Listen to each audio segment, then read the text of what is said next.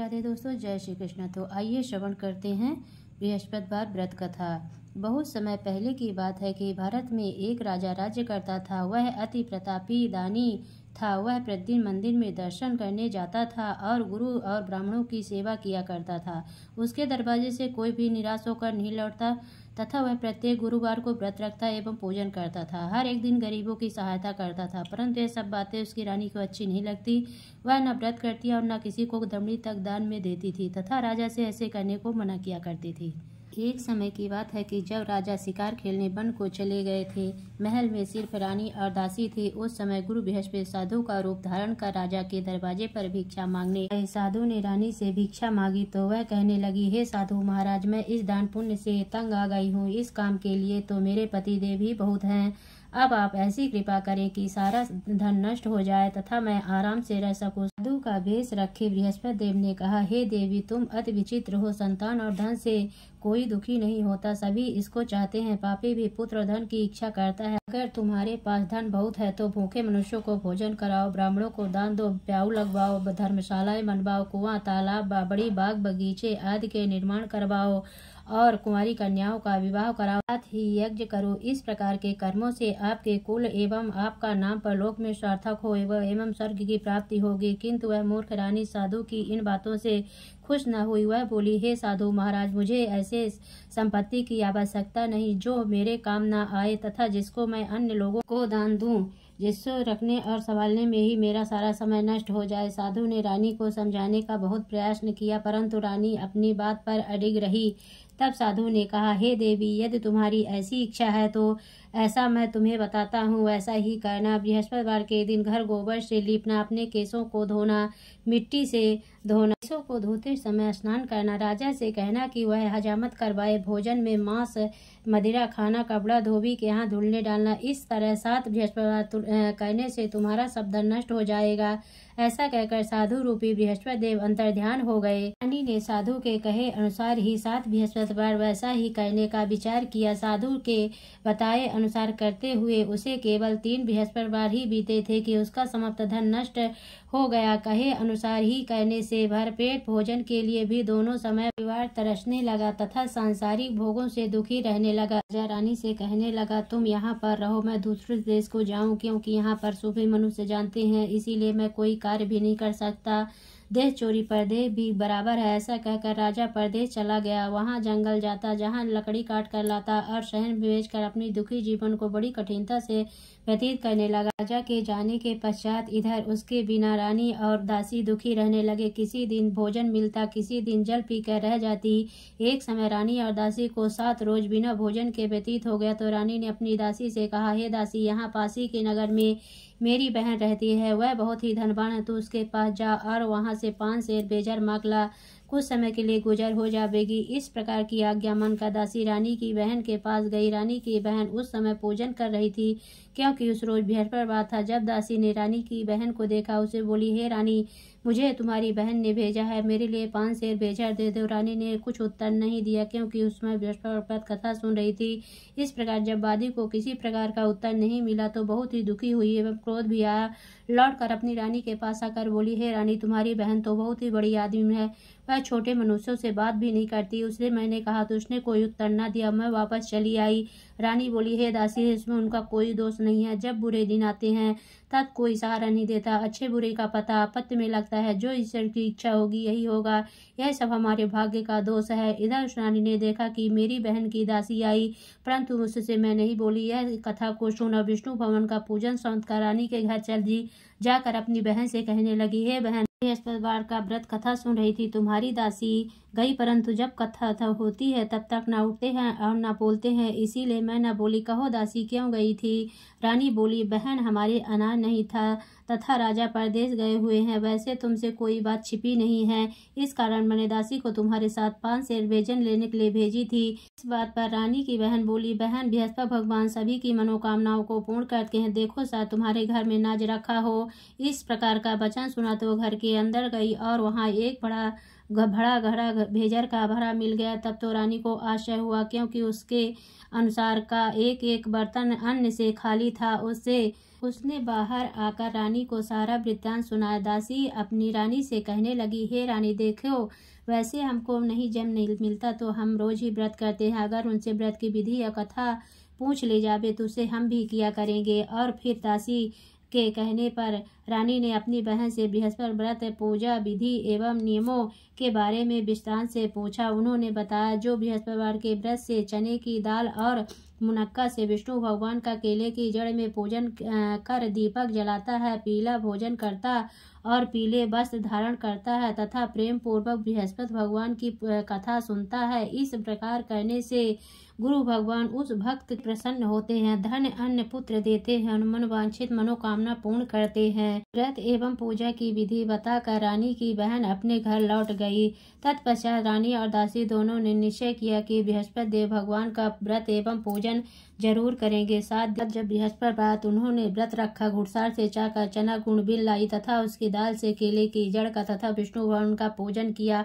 अब भोजन पीला कहाँ से पावे, बेचारी बड़ी दुखी हुई, परंतु उन्होंने व्रत किया था इसलिए गुरु भगवान प्रसन्न थे और 2 थालों में सुंदर पीला भोजन लेकर आए और दासी को देकर बोले, हे दासी, यह तुम्हारे और रानी के लिए भोजन है, तुम दोनों भोजन करना। दासी दो भोजन पाकर बड़ी प्रसन्न हुई, रानी से बोली, चलो रानी जी भोजन कर लो। रानी को इस विषय में कुछ पता नहीं था।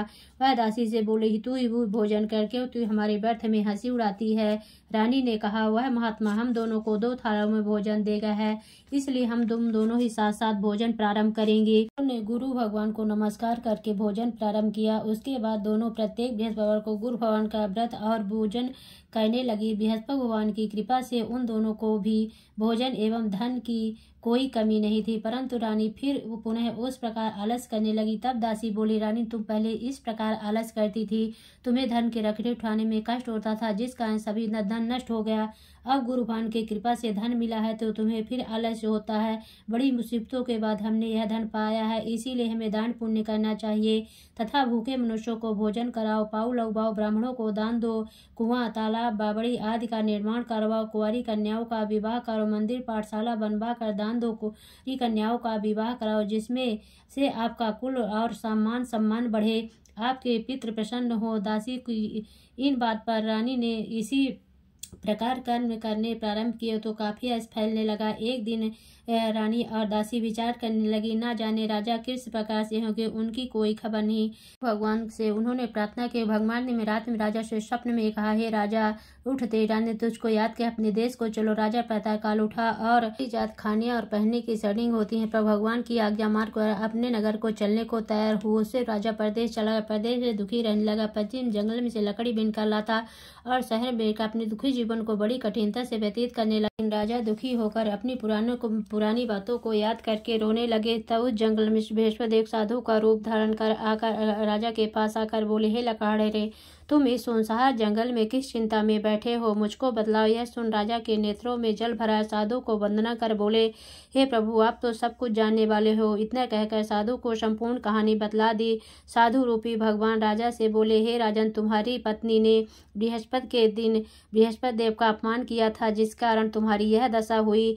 अब तुम किसी प्रकार की चिंता मत करो, भगवान तुम्हें पहले से अधिक धनवान करेगा। देखो, तुम्हारी स्त्री ने बृहस्पति देव का व्रत प्रारंभ कर दिया है। तुम मेरा कहा मानकर बृहस्पतिवार व्रत करके चने की दाल गुड़ जल के लोटे में डालकर केला का पूजन करो और फिर कथा सुनो, तुम्हारी सब कामनाएं पूर्ण होंगी। साधु के वचन सुनकर राजा बोला, हे प्रभु, मुझे लकड़ी बेचकर इतना पैसा नहीं मिलता जिसने भोजन करने के उपरांत कुछ बचा सकूं। मैंने रात में अपनी रानी को व्याकुल देखा है, मेरे पास कुछ नहीं है जिससे उसकी खबर तो मंगा सकूं, और फिर मैं कौन सी कहानी कहूँ, यह मुझको कुछ भी मालूम नहीं है। जीन काल में एक ब्राह्मण था, बहुत ही निर्धन था, उसके कोई संतान न थे। उसकी स्त्री बड़ी मलिनता के साथ रहती, वह स्नान न करती, किसी देवता का पूजन पाठ न करती, सर्वप्रथम भोजन करती, बाद में अन्य कार्य करती थी। इससे ब्राह्मण देवता बड़े दुखी थे, बेचारे बहुत कुछ कहते किंतु उसका कोई परिणाम न निकला। भगवान के स्त्री के रूपी रत्न कन्या पैदा हुई। वह कन्या अपने पिता के घर में बड़ी होने लगी।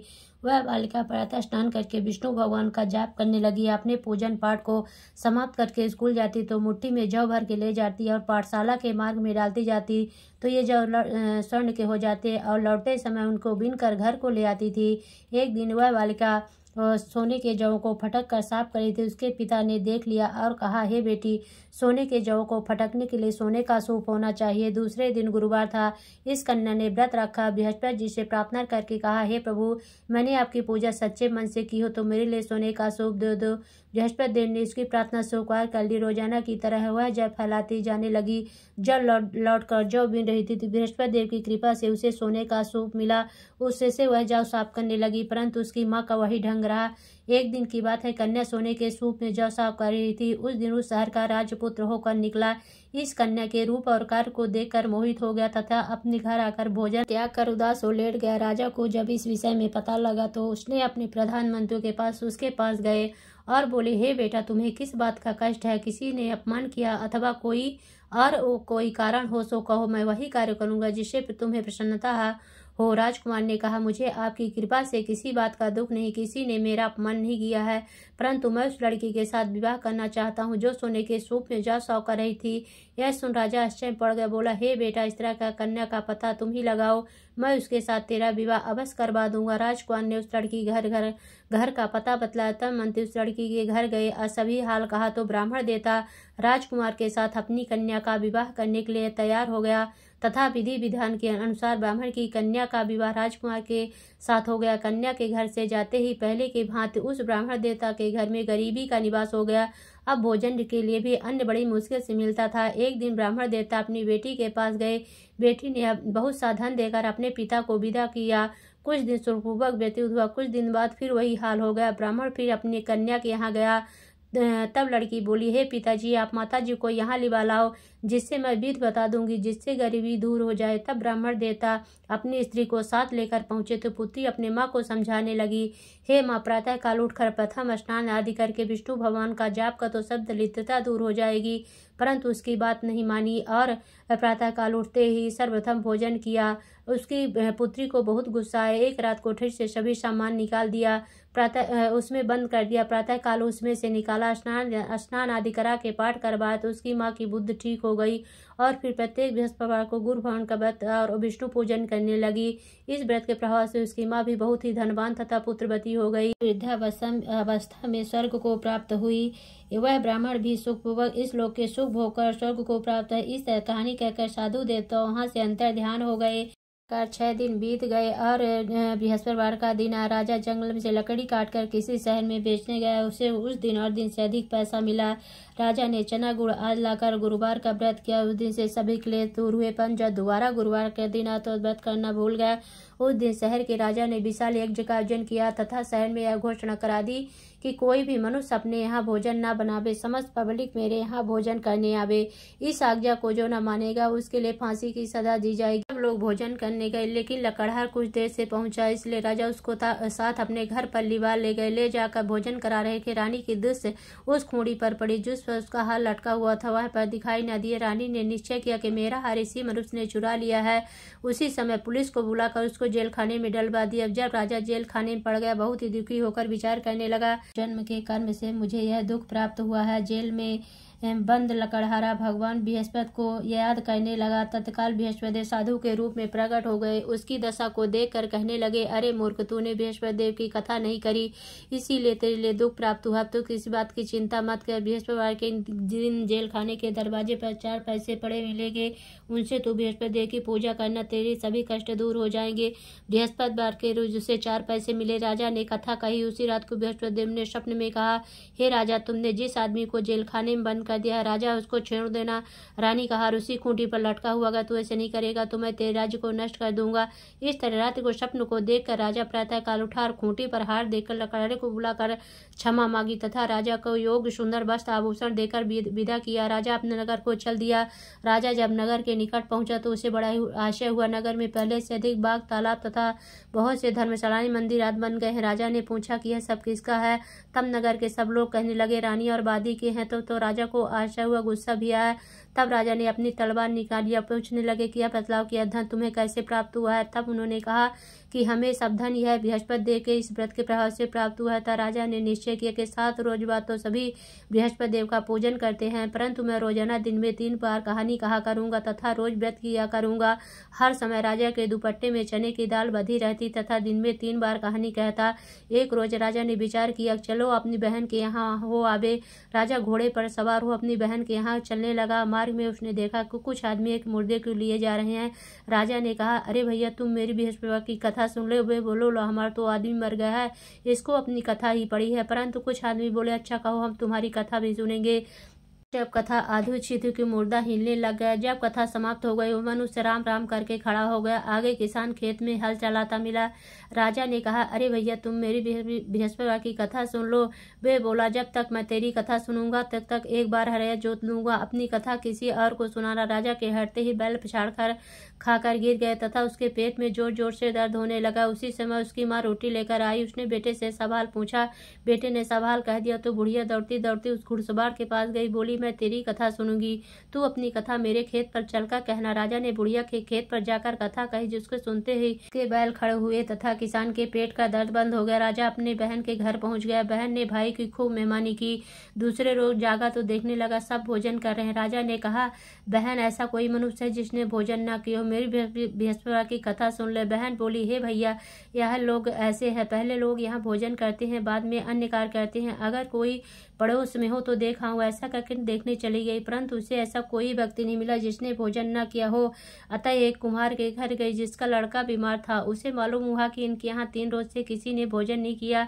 रानी ने अपनी भाई की कथा सुनने के लिए कुम्हार से कहा। कुम्हार तैयार हो गया। राजा ने कुम्हार के घर जाकर कथा कही, जिसको सुनते हुए उसका लड़का ठीक हो गया। अब तो राजा की प्रशंसा होने लगी। एक दिन राजा ने कहा, बहन, हम अपने घर जाएंगे, तुम भी तैयार हो जाओ। राजा की बहन सास बोली, चली जा, परंतु अपने लड़कों को मत ले जाना, क्योंकि तेरी भाई की औलाद नहीं होती है। बहन बोली, हे भैया, मैं चलूंगी, कोई बालक नहीं जाएगा। राजा बोला, जब कोई बालक नहीं जाएगा तब तुम ही जाकर क्या करोगी। बड़े दुखी मन से राजा अपने नगर को लौट आया। राजा ने कहा कि हम निर्वंशी राजा, हमारा मुख देखने का धर्म नहीं, कुछ भोजन दान नहीं किया। रानी ने कहा, प्रभु बृहस्पति देव ने हमें सब कुछ दिया, हमें औलाद अवश्य देंगे। उसी रात को बृहस्पति देव ने स्वप्न में कहा, हे राजा, उठ, सोच को त्यागती रानी गर्भ से 9वें महीने में गर्भ से एक सुंदर पुत्र पैदा हुआ। तब राजा बोला, स्त्री बिना भोजन के रह सकती है, बिना कहे नहीं रह सकती। जब मेरी बहन आवे उसे कुछ कहना मत। रानी ने सुनकर हाँ कर दिया। जब राजा की बहन ने यह शुभ समाचार सुना, बहुत ही खुशी हुई तथा बधाई लेकर भाई की यहाँ आई। तभी रानी ने कहा, घोड़ा चढ़कर तू नहीं आई, गधा चढ़ी आई। राजा की बहन बोली, भाभी, मैं इस प्रकार न कहती, तुम्हें औलाद कैसे मिलती। बृहस्पति देव ऐसे हैं जैसे जिसके मन में कामनाएं सभी को पूर्ण करते हैं। जो सद्भावना पूर्वक बृहस्पति देव का व्रत करता है एवं कथा पढ़ता, सुनता, दूसरों को सुनाता, उनकी सभी इच्छाएं बृहस्पति देव पूर्ण करते हैं। इसलिए सब कथा सुनने के बाद प्रसाद लेकर जाना चाहिए। हृदय से उनका ध्यान करते हुए बोलो लक्ष्मी नारायण की जय, बोलो विष्णु भगवान की जय। ओम जय बृहस्पति देवा, स्वामी जय बृहस्पति देवा। छीनी छीनी भोग लगाऊं, कदली फल मेवा। ओम जय बृहस्पति देवा, तुम्हें पूर्ण परमात्मा, तुम्हें अंतर्यामी, स्वामी तुम्हें अंतर्यामी। जगत पिता जगदीश्वर, तुम सबके स्वामी। ओम जय बृहस्पति देवा। चरणामृत निज निर्मल, सब पातक हरिता, स्वामी सब पातक हरिता। सकल मनोरथ दायक, कृपा करो भरता। ओम जय बृहस्पति देवा। तन मन धन अर्पण कर, जो जन शरण पड़े, प्रभु जो जन शरण पड़े। प्रभु प्रगट तब हो करे, आकर द्वार खड़े। ओम जय बृहस्पति देवा। दीन दयाल दयानिधि, भक्तन हितकारी, पाप दोष सब हरता भव बंधन हारी। ओम जय बृहस्पति देवा सकल मनोरथ दायक सब संशय तारो। विषय विकार मिटाओ संतन सुखकारी। ओम जय बृहस्पति देवा जो कोई आरती तेरी प्रेम सहित गावे स्वामी प्रेम सहित गावे। ज्येष्ठानंद वंद शो शो निश्चय पावे। ओम जय बृहस्पति देवा। बोलो विष्णु भगवान की जय।